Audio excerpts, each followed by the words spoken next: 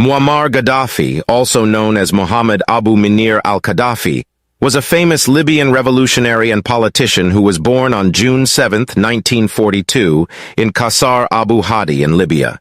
He led Libya for 42 years, from 1969 to 2011, until his regime came to an end. However, the reasons behind his death are still debated to this day. Gaddafi was captured by the National Transitional Council forces in Libya and killed after several accusations. Many people have attached his death to several causes or reasons, but it is not clear what the actual reason was. In this video, we will explore the real reason why he was killed.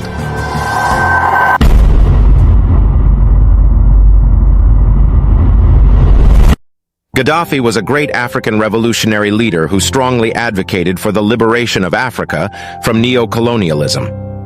One of his ideas was to put forth an African gold-backed currency known as the gold dinar, which he previewed that all African and Muslim nations would adopt. If Gaddafi had succeeded in establishing such a monetary system in Africa, the United States of America, Asia, and Europe would have been forced to buy oil and minerals in the African gold-backed currency. This would have tipped up sales and put an end to neo-colonialism. However, Gaddafi's plans for Africa would have put an end to neo-colonialism and threatened the Western powers' control over African countries. Therefore, his idea was greatly turned down by the Western powers because it would have devalued their currencies and worked negatively on their economies. As a result, they would have had less or no control over African countries. Gaddafi was strongly pushing this agenda via the African Union, especially when he was the chairman in 2009. The West was scared and skeptical about the instability the gold dinar would cause to its economy. The decision to sell oil in the euro was a blow to the United States, worsened by the proclamation that the dollar was the currency of the enemy. All these would have brought back another currency war, which in history was very common, especially in intra-Western and Middle East countries. According to the International Monetary Fund's report, Libya's central bank in 2011 possessed an estimated amount of 144 tons of gold in its vaults. Muhammad Gaddafi's plan was to introduce a gold-backed currency that all African and Muslim nations would adopt. Although he had this in mind, he felt it could be some sort of rivalry with the euro or dollars. The United States got to know about the gold dinar when a senior advisor to the United States President, Sidney Blumenthal, indicated to his Secretary General Hillary Clinton through an email that Gaddafi's government was holding 143 tons of gold and similar amounts of silver in their bank. In late March 2011, these stocks were taken to the southwest direction of Libya's border.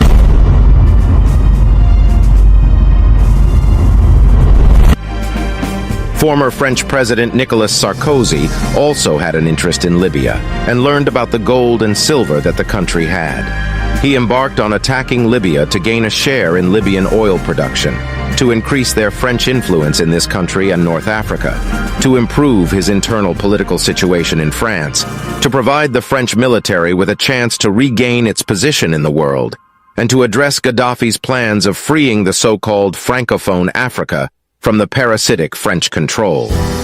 Hillary Clinton, the then United States Secretary of State, sought to prevent the creation of such a currency in Africa. This hard currency would have allowed Africa to shake off the last heavy chains of colonial exploitation in the continent. The allegedly leaked email of Hillary Clinton had far-reaching implications on the fluid state. If this is to be compared to anything, it is an eye-opener where Africa seeks to build an independent economic structure. The West is seen to try and derail those plans so as to retain its primacy in world affairs. That is why Gaddafi saw an unexpected death due to his desire to get Africa and Muslim states a new currency. If you are just joining us, then you are watching the real reason why Gaddafi was killed. Like the video and share it so it reaches many more Africans. You can also subscribe to our channel and turn on the notification bell in order not to miss any of our amazing content.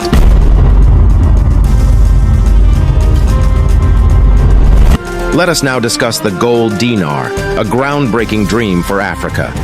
The goal of this new currency was to divert oil revenues to state-controlled funds rather than American banks. In other words, to eliminate the use of the dollar for oil transactions in African countries. Nigeria. Tunisia, Egypt, and Angola were all prepared to change their currencies as soon as the gold dinar was introduced.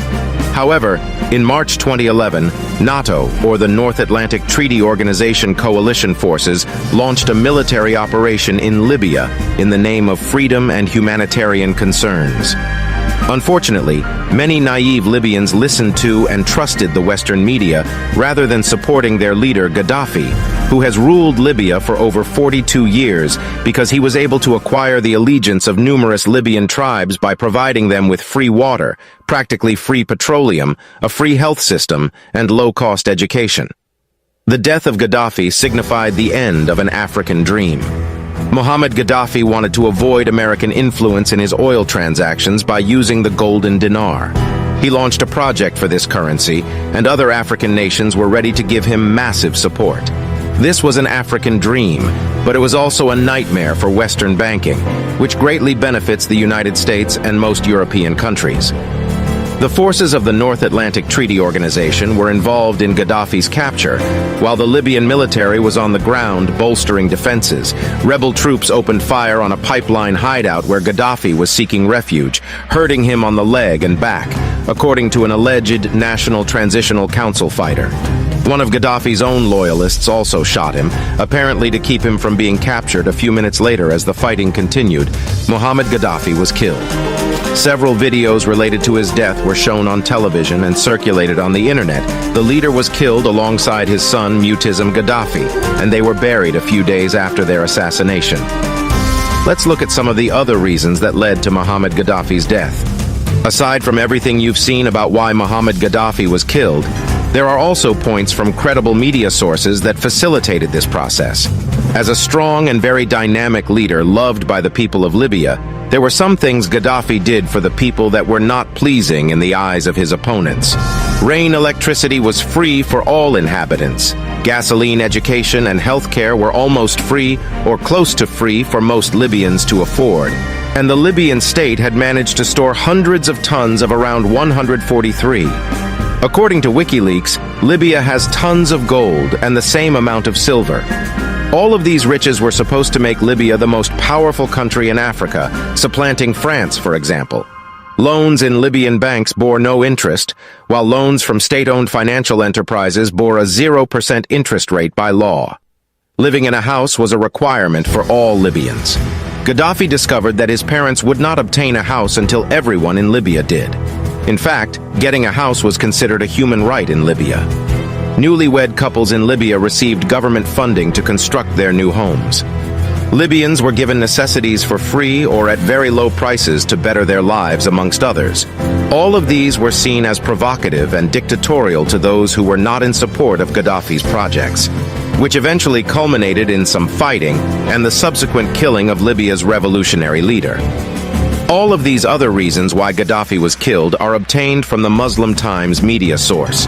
Gaddafi even carried out the world's largest irrigation project in Libya, the Great Man-Made River, which used giant pipes to transport fresh water from the Nubian sandstone aquifer system Fossil Aquifer across Libya, and was fully funded by the Libyan government with no loans from the IMF or China. Unfortunately, NATO forces intentionally and under strict orders destroyed this irrigation system, and even went so far as to destroy the project aimed at benefiting Libyans involved the production of a factory or pipes. It begs the question, why destroy it if the goal is to liberate the same people? This was highlighted in a video titled "The Real Reason Why Gaddafi Was Killed," which provided various perspectives on the situation surrounding the establishment of a new currency in Africa. Despite his personal flaws, Gaddafi was seen as a figurehead on the cusp of freeing Africa from external control. He was a populist who frequently appeared on television, revered for his anti-imperialist stance and contributions to the development of Libya. Despite his symbolic role in governance, Gaddafi was in charge of both the military and the revolutionary committees responsible for enforcing order and quashing dissent. Several biographers and observers have noted his significant impact in the country and beyond. Sadly, the assassination of many African leaders who sought to unite their people or free them from Western influence continues to occur. Patrice Lumumba of Congo, Sir Abubakar Tafawa Balewa of Manchuria, and Thomas Sankara are just a few examples. It seems history is repeating itself, with the actors changing but the outcome remaining the same. African countries must avoid external influence and work with their leaders to promote development. If the video was of interest to you, please give it a thumbs up. What impact do you think Gaddafi's death had on Africa? Do you believe that the Libyan people made a grave mistake in turning against him when he needed them most? Which African leader can step up to do what Gaddafi did for Africa? Did Gaddafi's dream of the African gold dinar die with him? These are questions that our African leaders need to address. Thank you for watching, and we'll see you in our next video.